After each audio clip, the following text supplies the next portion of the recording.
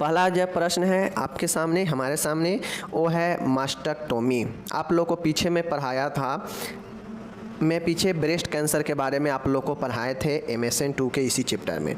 तो MS से जो मैं आपको ब्रेस्ट कैंसर पढ़ाया था तो उसके मैंने उपचार में सर्जिकल प्रबंध में मैं बता रखा था कि इसमें मास्टेक्टोमी सबसे उपयुक्त उपचार होता है, सबसे बढ़िया उपचार होता है ब्रेस्ट कैंसर में।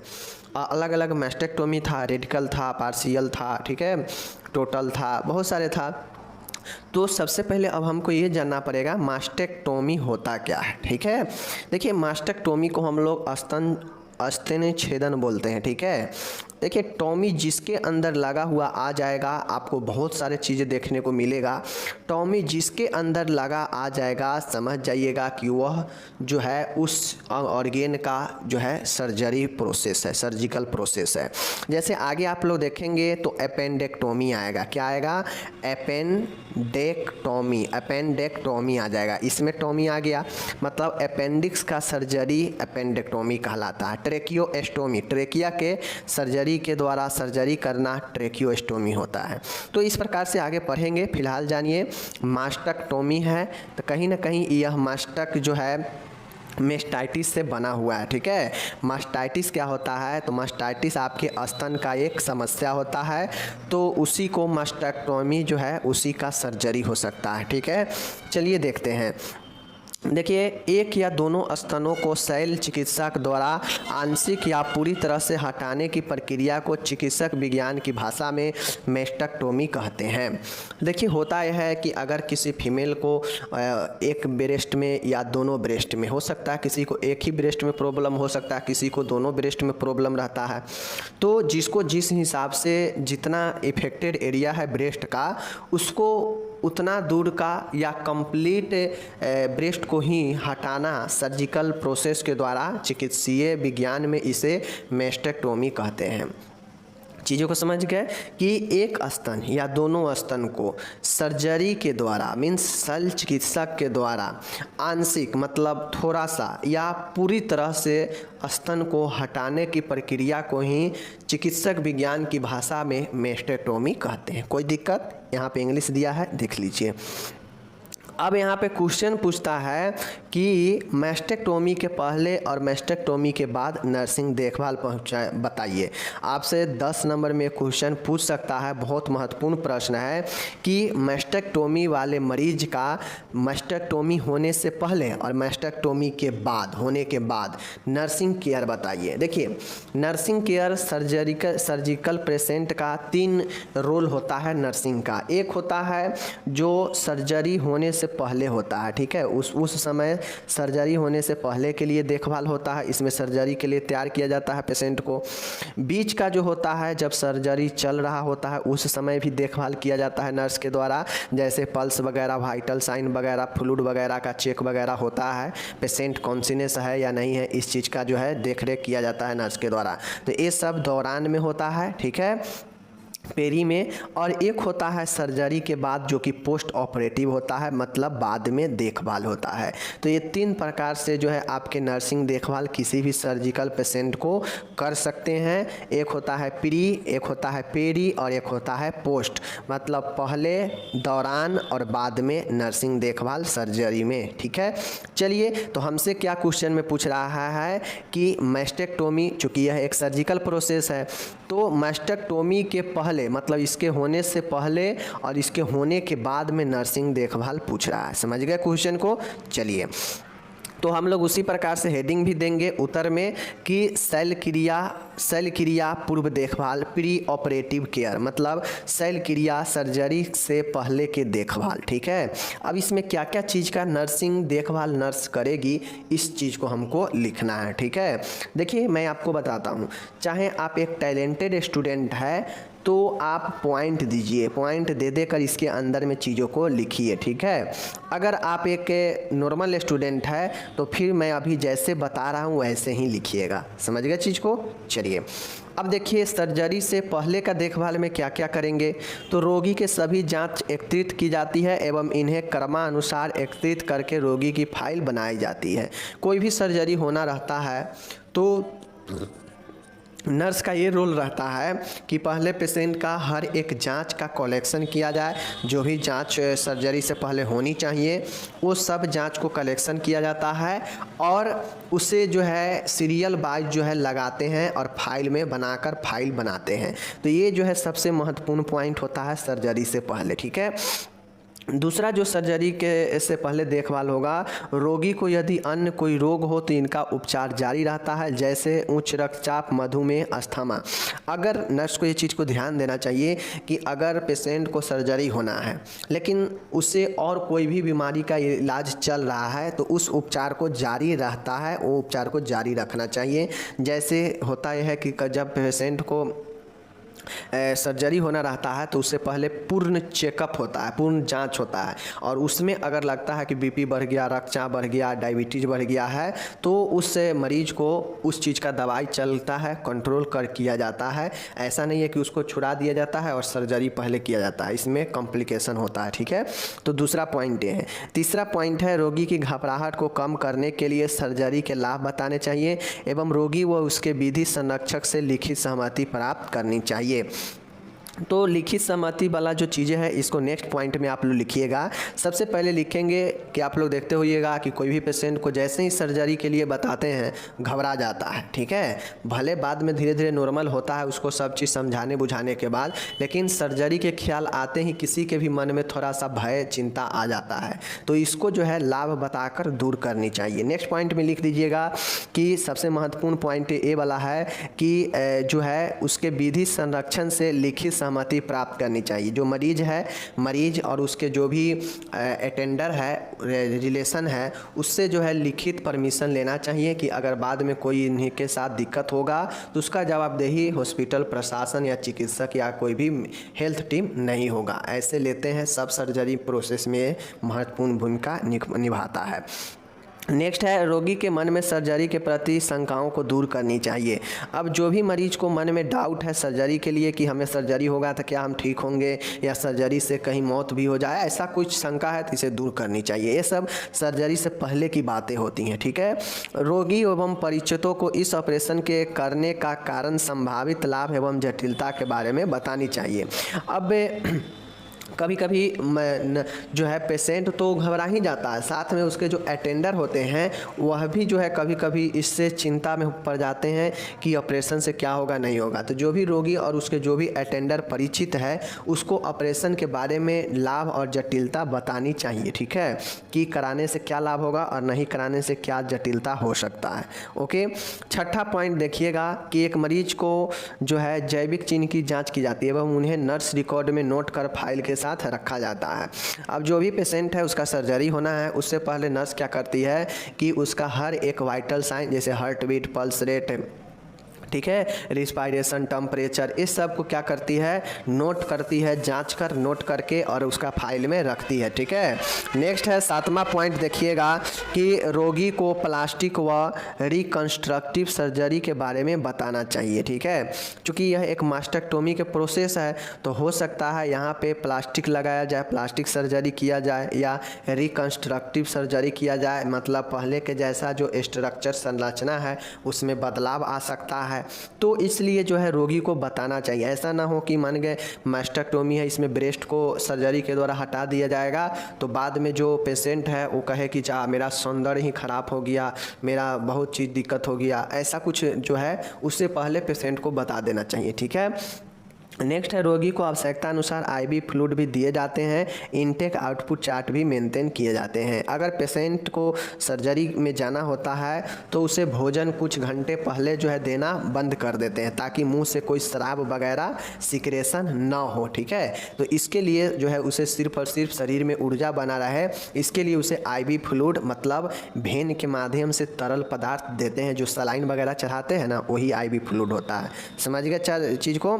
चलिए 9वां पॉइंट यहाँ पे देखिएगा, रोगी के सभी गहने, नाखून, पॉलिश आदि हटा दिए जाते हैं। अब कोई भी मरीज है, अगर उसको सर्जरी होना है तो सर्जरी से पहले उसमें मैनेजमेंट में नर्स क्या करती है कि जो भी, चूँकि यह मास्टेक्टोमी है, स्तन है, तो स्तन का तो जो सर्जरी हो महिला कहीं होगा, तो महिला में जो भी गहना है, नाखून, पॉलिश की है, इस सब को हटा दिया जाता है। ठीक है। और रोगी को क्या कहता है, एक अच्छे स्वच्छ गाउन पहनाकर उसे तैयार किया जाता है। समझ गए। तो गाउन वाला भी अगला पॉइंट में लिखिएगा। रोगी को ऑपरेशन थिएटर में शिफ्ट करने से पूर्व रोगी की सर्जरी स्थल को तैयार किए जाते हैं। अब रोगी के सब चीज़ हो जाता है तो रोगी को ऑपरेशन थिएटर में ले जाने से पहले क्या करते हैं कि पहले एक बार जहां सर्जरी होना है उसको अच्छे से तैयार कर लेते हैं। तो ये सर्जरी से पहले की ही बात होती है। चीज़ों को समझ गए, कोई दिक्कत? तो मैं यहाँ पे आपको 10 चीज़ें बताया जो कि सर्जरी होने से पहले का मैनेजमेंट है एक स्तन सर्जरी वाले पेशेंट के लिए, चाहे कोई भी सर्जरी वाले पेशेंट के लिए। लेकिन मैं तो यहाँ आपको 10 ही पॉइंट बताया, लेकिन मैंने आपको कुछ कुछ पॉइंट बताया जो आपको अलग से इसमें और ऐड हो सकता है। जैसे मैं यहाँ पे परमिशन वाला दिया था, एक ही में दे दिया था, तो परमिशन वाला को अलग पॉइंट बना के लिखिएगा। यहाँ पे गाउन के बारे में नहीं लिखा गया है, तो कोई भी सर्जरी होता है तो गाउन जरूर पहनाया जाता है पेशेंट का, जो कि हॉस्पिटल वाला होता है, तो उसको यहाँ पे पहनाया जाएगा। ठीक है। सर्जरी से पहले पूर्ण एसेप्टिक तकनीक का ध्यान रखेंगे। ठीक है, वो भी चीज़ है। सर्जरी से पहले मल मूत्र का त्याग करवा दिया जाता है पेशेंट का, तो वो भी चीज़ों यहाँ पे लिखेंगे। ठीक है। तो आरामदायक स्थिति प्रदान करते हैं, तो ये भी यहाँ पे लिखेंगे। तो ये सब आपके अंदर होनी चाहिए कि एक नर्स के रूप में सर्जरी से पहले पेशेंट को कैसे तैयार कर सकते हैं, कैसे सर्जरी के लिए कंफर्ट बना सकते हैं पेशेंट को, और क्या क्या चीज़ें कर सकते हैं। चीज़ों को समझ गए? चलिए अब आगे हम लोग, हाँ ये बातें ज़रूर ध्यान में रखिएगा कि किस चीज़ के ऑपरेशन का हम देखभाल कर रहे हैं, क्योंकि कहीं कहीं आपको उस चीज़ के बारे में भी लिखना पड़ेगा। बाकी तो और सभी चीज़ें नॉर्मल ही होगा, सभी देखभाल में लिख सकते हैं, लेकिन कहीं कहीं पे आपको उस चीज़ के बारे में भी लिखना पड़ेगा प्रॉपर कि इस चीज़ में होगा। ठीक है। चलिए अब यहाँ पे हम लोग प्री देख लिए, तो हम लोग पेरी से क्वेश्चन नहीं पूछा गया, मतलब दौरान होने वाला देखभाल नहीं पूछेगा, नहीं पूछा है तो हम लोग नहीं बताएंगे। अगर पूछता तो लिखते कि सर्जरी रूम में शिफ्ट करेंगे। ठीक है। सभी सामान को सर्जरी रूम में जो है ये सब जो है, देखिए एक चीज़ और मैं बता देता हूँ। ये वाला जो आपको यहाँ पे पॉइंट है, ये वाला जो देख रहे हैं 10वां पॉइंट कि ऑपरेशन थिएटर में शिफ्ट करने से पूर्व रोगी के सर्जरी स्थल को तैयार किया जाता है, तो इसमें और पॉइंट और लिखाएगा सर्जरी से पहले वाला में कि जो भी ओटी होता है उसको सर्जरी से पहले ही हर एक इक्विपमेंट वहाँ पे व्यवस्थित कर दिया जाता है। ऐसा नहीं होता है कि सर्जरी रूम में पेशेंट को पहुँचा दिए हैं तो सिरिंज ला रहे हैं, नेडल ला रहे हैं, ऑक्सीजन ला रहे हैं, एम्बू बैग ला रहे हैं, कुछ ला रहे हैं, ऐसा नहीं होता है। सब सामान जो है पहले से ही प्री ऑपरेटिव में जब होता है, प्री ऑपरेटिव में ही हर एक इक्विपमेंट ओटी रूम में मौजूद होता है। ठीक है। तो वो प्री ऑपरेटिव में ही सब लिखिएगा कि हर एक सामान ओटी रूम में रख दिए जाते हैं, तैयार किए जाते हैं, जो भी आवश्यक ऑक्सीजन वगैरह है ओटी में रखा जाता है। ठीक है। और दौरान के समय ज़्यादा चीज़ें नहीं होता है। दौरान के, जब हमसे दौरान पूछेगा कि सर्जरी के दौरान देखभाल बताइए, तो लिखेंगे कि आवश्यक फ्लूइड का मेंटेन करेंगे पेशेंट का आईवी फ्लूइड से। उसके बाद मरीज का हमेशा भाव स्थिति देखते रहेंगे। ठीक है, कि मरीज जो है कॉन्सिनेंस है या नहीं है। उसके बाद ये देखते रहेंगे कि मरीज का वाइटल साइन हमेशा मॉनिटर पर रेगुलेशन होना रहेगा। अगर कोई भी असमानता होगा तो तुरंत जो है देखभाल करनी चाहिए। आवश्यक जो भी दवाइयाँ हैं वह सभी दवाइयाँ मौजूद होनी चाहिए वहाँ पे, और जटिलता पर निगरानी रखनी चाहिए। ये सब के सब जो है चल रहे और जो है सर्जरी के दौरान होता है। चूँकि जो डॉक्टर होते हैं वो तो अपना सर्जरी में लगे होते हैं, लेकिन जो नर्स होती है उनका यही काम होता है कि वह पेशेंट के स्थिति का आकलन करते रहती है हर एक चीज़ों का सर्जरी के दौरान। चीज़ें समझ गए? चलिए अब हम यहाँ पे देखेंगे कि सर्जरी के बाद शल्य क्रिया के पश्चात पोस्ट ऑपरेटिव में कैसे देखभाल होगा। ठीक है। अब समझिए एक पेशेंट का सर्जरी हो चुका है, समझ गए चीज़ को, पेशेंट जो है शिफ्ट हो चुका है पोस्ट ऑपरेटिव रूम में, तो अब उसको हम सर्जरी के बाद क्या क्या चीज़ों का देखभाल करेंगे। सीधा आप कॉमन दिमाग लगाइए कि एक पेशेंट है, उसको कहीं भी सर्जरी हुआ है शरीर में, तो सर्जरी होने के बाद उसको क्या क्या चीज़ की ज़रूरत पड़ेगा और एज ए नर्स हम किन किन चीज़ों को उसको देखभाल सहायता करेंगे, तो उन सारे चीज़ों को आपको लिखना है पोस्ट ऑपरेटिव में, मतलब सर्जरी के बाद के देखभाल में। चलिए देखते हैं। देखिए, सर्जरी के बाद के देखभाल में भी निम्न तरीके से देखभाल हो सकते हैं।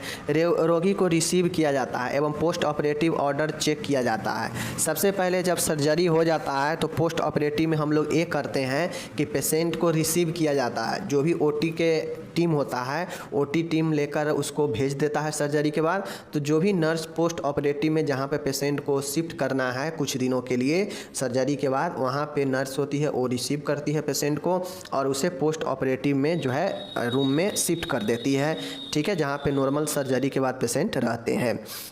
दूसरा पॉइंट होगा कि आईवी फ्लूइड को इन्फ्यूजन जारी रखा जाता है एवं इनटेक आउटपुट चार्ट मेंटेन की जाती है। इनटेक आउटपुट चार्ट का मतलब होता है कि पेशेंट आईवी फ्लूइड कितना ले रहा है और कितना वह मूत्र मल का त्याग कर रहा है, इसको जो है चार्ट बनाना पड़ता है। चीज़ों को समझ गए। चलिए अब नेक्स्ट देखेंगे, रोगी के जैविक चिन्हों का नियमित मॉनिटरिंग करते रहेंगे।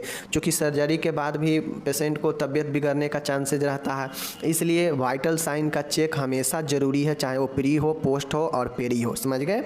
चिकित्सक के आदेशानुसार पोस्ट ऑपरेटिव मेडिसिन प्रोवाइड की जाती है, जैसे एंटीबायोटिक संक्रमण के लिए, एनाल्जेसिक दर्द के लिए, एंटीपायरेटिक उल्टी को रोकने के लिए। तो ये सब क्या करता है आपका, सॉरी एंटीपायरेटिक यहाँ पे नहीं, गलत हो गया, एंटीपायरेटिक बुखार के लिए होता है, ठीक है, एनाल्जेसिक जो है दर्द के लिए और एंटीबायोटिक जो है आपके एंटीबायोटिक के लिए होता है। तो ये सब आवश्यक दवाई होता है जो कि पोस्ट ऑपरेटिव में दिया जा सकता है डॉक्टर के अनुसार। ओके, उसके बाद है पांचवा है, रोगी को सर्जिकल साइट, मतलब जहाँ पे सर्जरी हुआ है वहाँ पे कोई ब्लीडिंग है, कोई हेमेटोमा है, मतलब ब्लड का थक्का है, इसको आकलन करते रहना चाहिए और आवश्यकता अनुसार चिकित्सक को सूचित करते रहना चाहिए। अगर सर्जरी वाले जगह से बहुत ज़्यादा ब्लीडिंग हो रहा है, हेमेटोमा है, तो डॉक्टर को सूचित करनी चाहिए। ओके, रोगी को तीव्र दर्द होने पर अप्वाइड एनाल्जेसिक दी जाती है। नॉर्मल दर्द है तो एनाल्जेसिक देते हैं, अगर बहुत ज़्यादा तीव्र दर्द है, तेज दर्द है, तो ओपवाइड एनाल्जेसिक देते हैं, ठीक है। नेक्स्ट देखिएगा, रोगी को साथ विश्वासपूर्ण नर्स पेशेंट रिलेशनशिप व्यक्ति जो है विकसित करनी चाहिए। अब जो है नर्स को चाहिए कि पेशेंट को देख रेख में एक अच्छे विश्वासपूर्ण एनपीआर नर्स पेशेंट रिलेशनशिप का विकसित करनी चाहिए। 8वां नंबर देखिएगा, रोगी को अस्पताल से छुट्टी करते समय स्वास्थ्य सलाह दी जानी चाहिए, जैसे धूम्रपान बंद करना, मद्यपान छोड़ना, व्यायाम करना, सकारात्मक जीवन शैली, नियमित जीवन, फॉलोअप, सही समय पर दवाई लेना इत्यादि। जब पेशेंट डिस्चार्ज हो हॉस्पिटल से जब छुट्टी हो तो एक नर्स को ये सब चीज़ें बतानी चाहिए। ओके, 9वां है, रोगी को सही समय पर ड्रेसिंग करना। जब तक पेशेंट जो है रहे अस्पताल में तब तक नर्स का ये काम बनता है कि नियमित समय पर ड्रेसिंग करनी चाहिए। चूँकि सर्जरी हो गया है तो घाव वहाँ पे बना होगा तो उसको साफ सुथरा करके रखनी चाहिए। रोगी को दर्द से आराम के लिए भुजा को हल्का ऊपर उठाना चाहिए। अब देखिए, सभी सर्जरी में चीज़ें नहीं लिख सकते हैं। क्यों नहीं? क्योंकि यहाँ पे मस्टेक्टोमी का सर्जरी है, स्तन का है, तो स्तन भुजा के पास में होता है ऊपर, तो ऊपर हाथ उठाने से हल्का दर्द कम हो सकता है, ठीक है। 11 नंबर में देखिएगा कि रोगी को सभी कुंठाओं व सवालों का धैर्यपूर्वक उचित जवाब देनी चाहिए। अब रोगी जो भी सवाल करे, जो भी उनके अंदर कुंठा हो, फ्रस्ट्रेशन हो, उसको दूर करनी चाहिए धैर्यपूर्वक, ठीक है। अब मैंने यहाँ पे 11 पॉइंट बताया पोस्ट ऑपरेटिव में। अब इसको चाहें तो आप और सारा चीज़ें लिख सकते हैं कि पोस्ट ऑपरेटिव में मरीज का हर एक चीज़ों का ख्याल रखेंगे, आरामदायक स्थिति प्रदान करेंगे। चूँकि पेशेंट एक ही स्थिति में हमेशा लॉन्ग समय से हो सकता है, इसलिए बेड शोर होगा तो हर समय समय पर स्थिति बदलते रहेंगे, ठीक है। पेशेंट को जो है आवश्यक सभी मनोवैज्ञानिक जो है दबाव से बचाएंगे। तो और सारे चीज़ आप इसमें एज ए नर्स लिख सकते हैं। तो ये सब मैंने आपको बता दिया और टिप्स भी दे देते हैं कि और क्या क्या लिख सकते हैं। ओके, तो यहाँ पे क्वेश्चन समाप्त हो गया। आपको यहाँ पे इंग्लिश दिया गया है, इंग्लिश वाले इंग्लिश में देखिएगा, हिंदी वाले हिंदी में देखिएगा। और आप लोग को मैं यहाँ पे बहुत अच्छे से हिंदी इंग्लिश सब दे रहा हूँ, तो टेंशन लेने की ज़रूरत नहीं है। बस आपको पढ़ते चलना है और पढ़ते इस प्रकार से चलिए कि एग्ज़ाम में बेहतर कीजिए, नॉलेज भी हो। समझ गए चीज़ को? चलिए ये सब पोस्ट ऑपरेटिव वाला है, यहाँ पे देख सकते हैं हिंदी इंग्लिश सब दिया गया है। तो आप लोग को टेंशन लेने की ज़रूरत नहीं है, मेरे रहते हुए हम बहुत ज़बरदस्त आप लोग को तैयारी करा देंगे। जैसे एग्ज़ाम में जाते ही आप क्वेश्चन को देखकर जवाब दे देंगे। ओके, अब यहाँ पे आपसे क्वेश्चन शॉर्ट में पूछ सकता है कि स्तन विकार के सूची बनाइए, मतलब कौन कौन से ऐसा प्रॉब्लम है जो ब्रेस्ट में हो सकता है। ठीक है, ब्रेस्ट से रिलेटेड कौन कौन सा ऐसा समस्या है जो एक महिला में हो सकता है, उसका सूची बनाना है। यानी विकार, विकार मतलब क्या होता है, समस्या, समस्या की सूची किसके रिलेटेड, ब्रेस्ट से रिलेटेड। देख लीजिए ये सारे प्रॉब्लम जो है ब्रेस्ट में ही होने वाला है, जो एक ब्रेस्ट का समस्या है, विकार है। ठीक है, सबसे पहला आप ब्रेस्ट कैंसर पढ़ चुके हैं। ठीक है, उसके बाद है गैलेक्टोरोहिया। ठीक है, क्या चीज़ है, गैलेक्टोरोहिया। ठीक है, गैलेक्टोरोहिया, ये चीज़ें याद रखिए, स्तन का ही समस्या है। गाइनेकोमेस्टिया, गाइनेकोमेस्टिया भी एक स्तन का ही समस्या है। स्तन पीड़ा, मेस्टलेजिया, ये भी एक आपका, मेस्टलेजिया भी एक प्रकार का स्तन का समस्या है। और गैलेक्टोसिल, ये भी स्तन का ही समस्या है। और मास्टाइटिस भी एक स्तन का ही समस्या है। सब में अलग अलग है, लेकिन सब में एक चीज़ कॉमन है कि स्तन में सब में सूजन और ट्यूमर हो सकता है। ठीक है, तो ये सब के सब आपके अगर पूछ देगा कि ब्रेस्ट से रिलेटेड डिसऑर्डर का सूची बनाएं समस्या का, तो ये सब ब्रेस्ट कैंसर, गैलेक्टोरोहिया, गाइनेकोमेस्टिया, मास्टेलेजिया स्तन पीड़ा, गैलेक्टोसिल और मास्टाइटिस स्तन शोथ, ये आपका सब के सब जो है स्तन से रिलेटेड समस्या है। ठीक है, चलिए 2 बार इसको मन में पढ़िएगा, याद हो जाएगा कि कौन कौन सा ऐसा है जो स्तन से संबंधित है। अब एक महत्वपूर्ण 5 नंबर का क्वेश्चन आपको बहुत बहुत महत्वपूर्ण है, मोस्ट VVI ये क्वेश्चन है। क्या क्वेश्चन देख लीजिए यहाँ पे कि स्वयं स्तन निरीक्षण से क्या समझते हैं, या स्वयं स्तन परीक्षण, जिसको हम लोग ब्रेस्ट सेल्फ एग्जामिनेशन BSE कहते हैं। ये 5 नंबर में पूछता है, बहुत ही टेक्निकल सवाल है। इसमें मात्र 5 पॉइंट को ध्यान में रखना है, और यही 5 पॉइंट के जरिए कोई भी चाहे वो कोई भी हो, वो अपने जो है क्या चीज़, ये चीज़ें का एग्जामिनेशन कर सकती है। कोई भी ब्रेस्ट सेल्फ एग्जामिनेशन यही होता है BSE, समझ गए। ब्रेस्ट सेल्फ एग्जामिनेशन मतलब स्वयं से स्तन का परीक्षण करना, जांच करना, स्वयं स्तन परीक्षण होता है। चीज़ों को समझ गए। चलिए अब आपको इसमें 5 पॉइंट को ध्यान में रखना है। इसमें मात्र 5 ही पॉइंट है, जिसको स्टेप बाय स्टेप यहाँ पे ध्यान में रखना पड़ेगा कि कौन से स्टेप के बाद कौन से चीज़ होगा। चलिए यहाँ पे आप लोग देख लीजिए, 5 नंबर में पूछता है प्रश्न बहुत बार। देखिए BSE होता क्या है। ठीक है, देख लीजिए। देखिए फीमेल द्वारा, महिला द्वारा स्तन की असमानताओं का पता लगाने के लिए अपने ब्रेस्ट का परीक्षण करना ही ब्रेस्ट सेल्फ एग्जामिनेशन कहलाता है।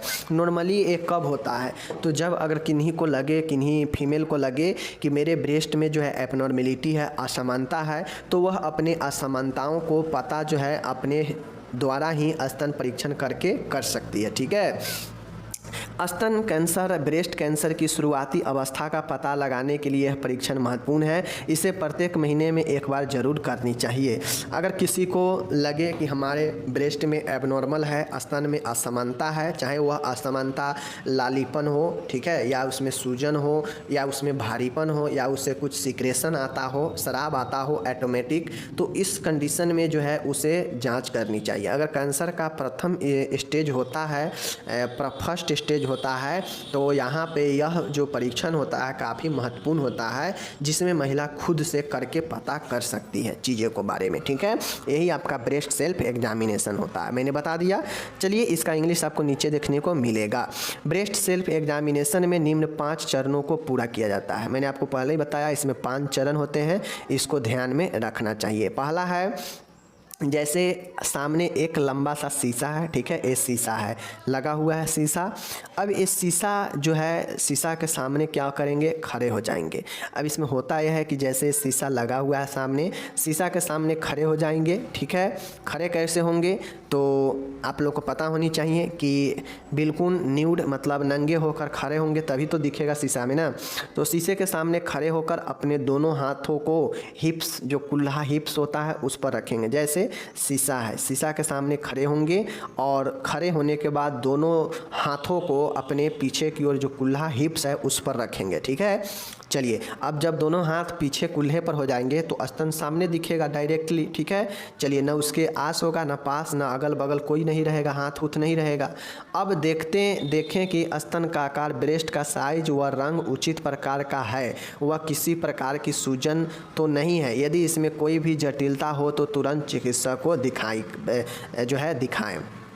पहला पॉइंट ये कहता है कि पहले तो एक शीशा लीजिए, शीशा के सामने खुद को फ्रंट में खड़े होने के बाद अपने दोनों हाथ अगल बगल में ना रहे ब्रेस्ट के, इसके लिए दोनों हाथ को पीछे जो हमारा हिप्स है उस हिप्स पर अपने रख ले, दोनों हाथ के अपने अपने साइड में पीछे की तरफ, ठीक है।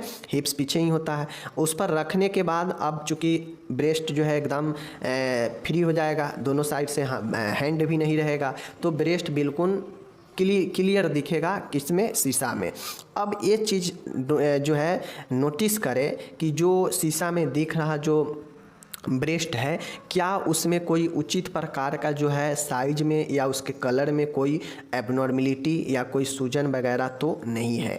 अगर ऐसा कुछ एबनॉर्मलिटी दिख रहा है कि कलर चेंज है या फिर साइज जो है थोड़ा नॉर्मल है या दोनों में साइज में फ़र्क है, तो इससे जो है डॉक्टर को तुरंत दिखाना चाहिए इस जटिलता को। तो पहला से भी पता चल जाता है, ठीक है।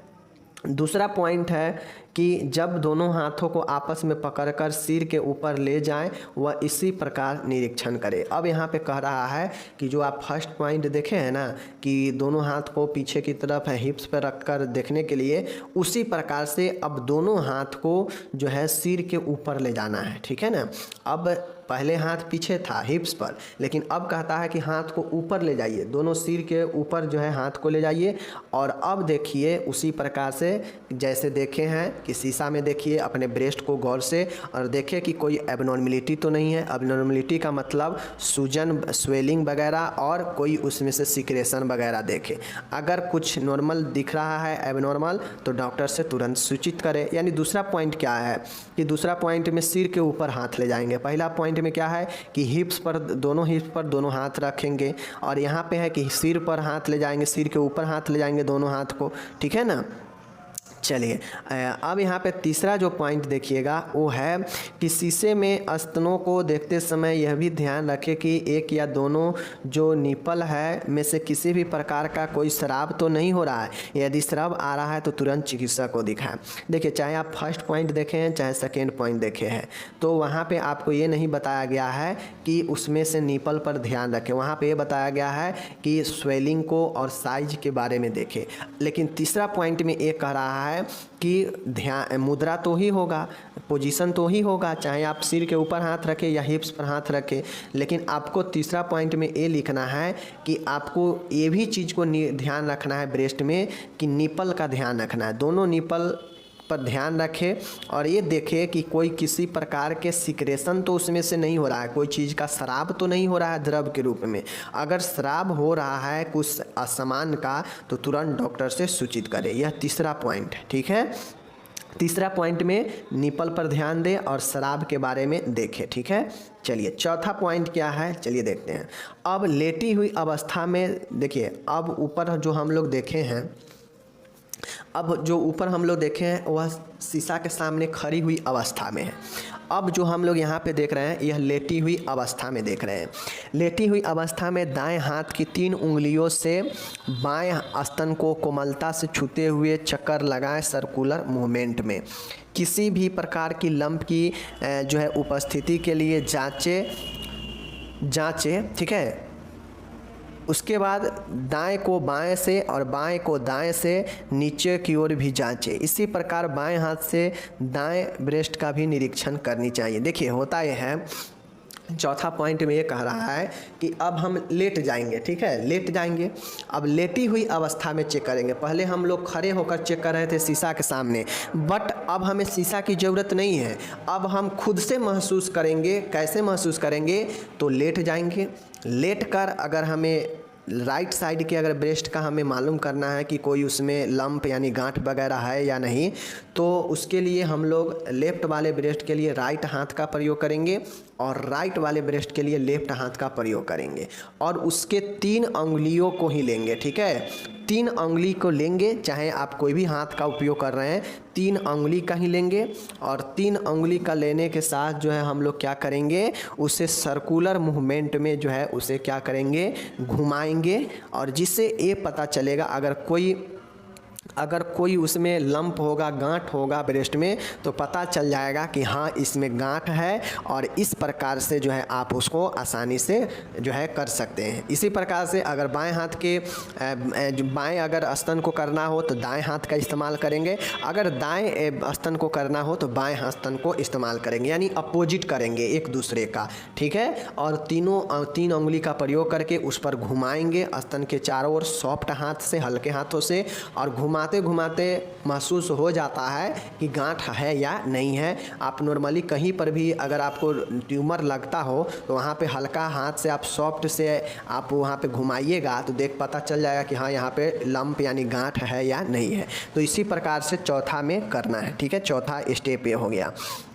5वां और आखिरी स्टेप क्या है कि खड़ी हुई अवस्था में भी जो है इसी प्रकार से जांच सकते हैं हाथ को घुमाकर। अधिकांश महिलाएं शॉवर में स्तन को जांचती है क्योंकि त्वचा की गीली होने से ब्रेस्ट को अच्छे प्रकार महसूस किया जा सकता है। खड़ी हुई अवस्था में भी जो है ब्रेस्ट को उसी प्रकार से जांचा जा सकता है जिस प्रकार लेटी हुई। अब चौथा अवस्था में था कि लेट कर हाथ से जो है महसूस कर सकते हैं सर्कुलर मूवमेंट में घुमाकर अपोजिट हैंड को अपोजिट ब्रेस्ट को, ठीक है, अपोजिट हैंड से अपोजिट ब्रेस्ट को। लेकिन 5वां पॉइंट है यहाँ पे खड़ी हुई अवस्था में भी जो है आप लेटी हुई अवस्था की तरह जो है हाथों से के अंगुलियों से महसूस कर सकते हैं गांठ को। कैसे? तो जो अधिकतर जो फीमेल महिलाएं होती है वह जो स्नान जो होता है शॉवर, वहाँ पे इस चीज़ को ज़्यादातर जांचती है, महसूस करती है। क्यों? क्योंकि उस समय जो त्वचा होता है शॉवर में गीली होता है और गीली होने के कारण वहाँ पे जो है अच्छे से महसूस किया जा सकता है गांठ को, ठीक है। चूँकि उस समय सॉफ्ट होता है, गीला होने से सॉफ्ट हो जाता है और सॉफ्ट होने से चीज़ों को महसूस करना आसान हो जाता है। और जैसे हम लोग लेटी हुई अवस्था में देखे हैं उसी प्रकार से यहाँ भी शॉवर के नीचे खड़ी हुई अवस्था में हम लोग प्रोसेस करेंगे कि अपोजिट हैंड से अपोजिट वाले ब्रेस्ट को करेंगे और 3 अंगुलियों का इस्तेमाल करते हुए चारों साइड, निपल के चारों साइड यानी ब्रेस्ट के चारों साइड नीचे से लेकर ऊपर तक जो है महसूस करेंगे कि रियल में कोई जो है गांठ वगैरह है या नहीं है। तो ये 5वां पॉइंट, जिस प्रकार से चौथा पॉइंट में लेट कर करते हैं उसी प्रकार से 5वां पॉइंट में खड़ी होकर शॉवर के नीचे किया जाता है ये चीज़ें। शॉवर के नीचे क्यों? क्योंकि ज़्यादातर जो फीमेल होती है वह शॉवर में ही इस चीज़ को जांचती है, उस समय त्वचा गीली होती है, इसलिए गांठ को महसूस कर पाना अच्छे से आसान होता है, ठीक है। और खड़ी हुई अवस्था में भी स्तन को उसी प्रकार से जांचते हैं जिस प्रकार से लेटी हुई अवस्था में चौथे पॉइंट में हम लोग देखे हैं। चीज़ों को समझ गए?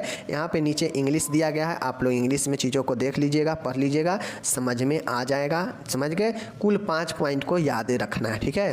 पहला पॉइंट है शीशे के सामने खड़े होकर हिप पर हाथ रखना है। दूसरा पॉइंट में हाथ को ऊपर उठा लेना है लेकिन शीशे के सामने ही में रहना है। तीसरा पॉइंट में ये कहता है कि कोई सिक्रेशन वगैरह हो तो उसको ध्यान देंगे निपल से, ठीक है। चौथे पॉइंट है लेट कर करेंगे, हाथों को अंगुलियों को सर्कुलर मूवमेंट देने से ब्रेस्ट पर। और 5वां में है कि उसी चीज़ को हाथ से ही उपयोग करके लेकिन खड़ा होकर शॉवर के नीचे में करते हैं, ठीक है। तो ये 5 पॉइंट जो है आपको ध्यान में रखना है BAC में ब्रेस्ट सेल्फ एग्जामिनेशन में। ओके, मिलेंगे अगले वीडियो में। चलिए मिलेंगे अगले वीडियो में, धन्यवाद।